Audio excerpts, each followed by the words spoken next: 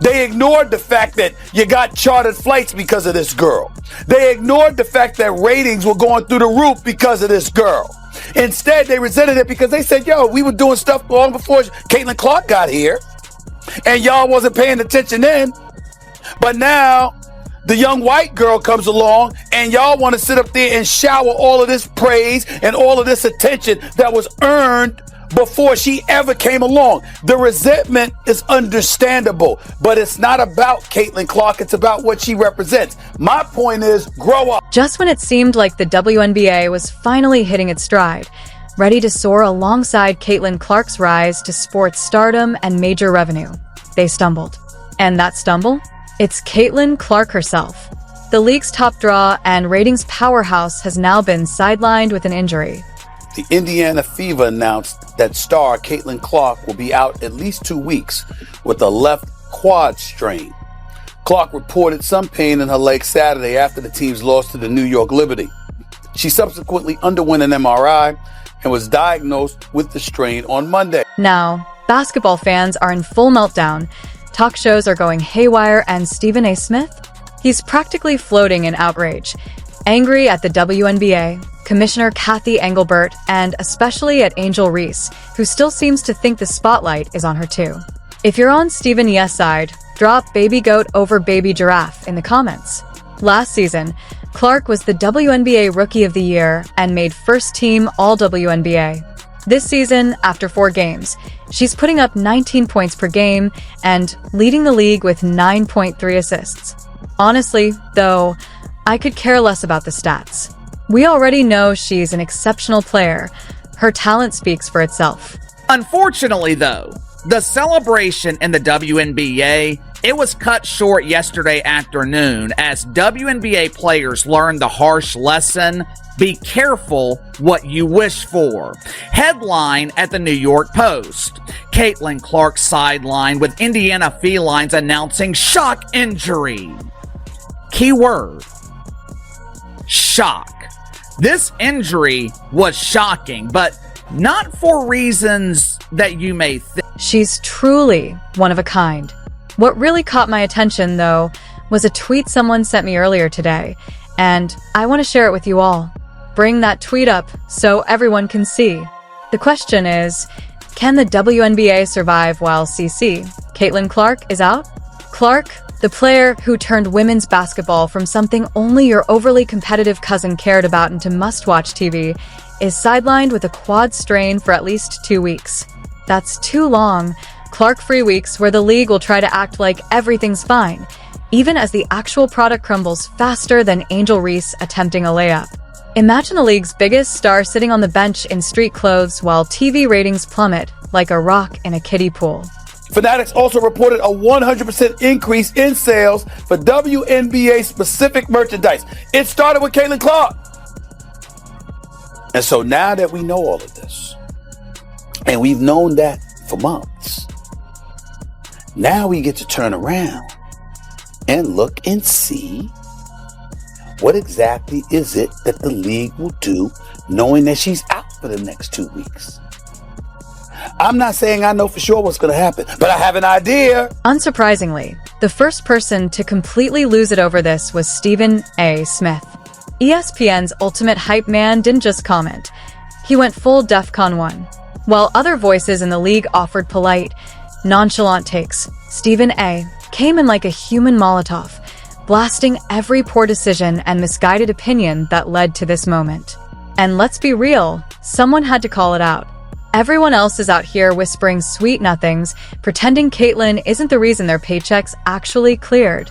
I notice when you're asking about Caitlin a lot, you bring up other rookies as well. No league's ever about one player. That player could get hurt or whatever. So I think it's just to give recognition that in sports, people watch for compelling content and rivalries. And you can't do that alone as one. Stephen A. didn't just speak up. He took command like a man who'd been waiting months for the chance to call out the league's incompetence. While WNBA executives were off pretending Caitlin Clark isn't the one keeping the league afloat, he was busy laying out the facts. He presented it so clearly, it was like a fireworks show in math class. Basically, he was saying, "You really think the league can survive without Caitlin Clark? Nice story. Look at the numbers and try not to cry. Thanks to Clark, Indiana led the league in attendance both at home and on the road. The Fever averaged 17,035 fans at home and over 15,000 on the road. 4 teams moved home games to bigger arenas when Indiana came to town to accommodate more fans. That's about Caitlin Clark. How do we know this? Attendance for the entire league was up nearly 50% last year. According to data from across the timeline, and Indiana led all teams with an average attendance of 17,035. That was up 319% from the year earlier. Let's break down the numbers. This season, games featuring Caitlin Clark are averaging 1.178 million viewers. When she's off the court, that number plummets to just 394,000.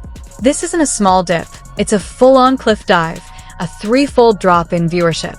Meanwhile, players like Angel Reese are left wondering why Clark dominates the camera time. Maybe it's because Caitlin actually plays the game like a pro and makes people want to tune in, instead of treating the ball like a bowling pin. We'll find out. We don't know yet, but I'm going to be really interested in seeing, Molly, what kind of effect this has on the WNBA's ratings, because if for some reason there is a precipitous drop-off, then everybody needs to stand down and recognize the fact that the speculation or the assertions and assumptions about her being the golden goose is validated. Stephen A. didn't just wake up angry. This was months of frustration boiling over from watching the WNBA fumble every golden opportunity. He's seen Cheryl Swoops throwing more shade than a beach umbrella, acting like Clark isn't the one bringing the league into the spotlight. And, of course, Angel Reese couldn't help turning every moment into her personal audition for America's Next Jealous Teammate.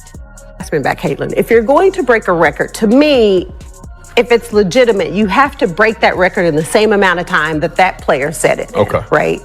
So if Kelsey Plum set that record in 4 years, well, Caitlin should have broke that record in 4 years. But because there's a COVID year and then there's another year, you know what I mean? So she's already had an extra year to break that record.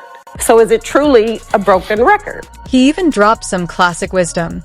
If Caitlin Clark is the magnetic force bringing viewers to the WNBA, and her absence proves it, then everyone else needs to step back and ride the wave. In other words, stop resisting, Caitlin is the show. Either get on board, or get left behind, leaving half-empty arenas and fans wondering where all the excitement went. Became the first rookie with at least 25 points, 5 assists, and 5 rebounds in a playoff game. That was Caitlin Clark. Became the 4th different rookie to play all 40 minutes in a playoff game. That was her. I'm looking at other things. 6 different league television partners. This is last year. This is last season, because this is Caitlin Clark that we're talking about. 6 different league television partners set viewership records this year, that year, her rookie year, for its highest viewed WNBA game. Do you know every one of those games, including the Indiana Fever? Caitlin Clark isn't just a star. She's the WNBA's biggest draw, the player keeping ratings, ticket sales, and attention soaring. While the league downplayed her impact, veteran players and some critics resented her rise, ignoring that she single-handedly boosted viewership and merchandise. Now sidelined with an injury, the league faces plummeting ratings, half-empty arenas, and a scramble to fill the void, while Stephen A. Smith calls out the WNBA for failing to protect and elevate its most valuable player. Clark's absence exposes a harsh truth. The league's success depends on her, and ignoring that could cost the WNBA more than just a game. It could jeopardize its moment in the spotlight.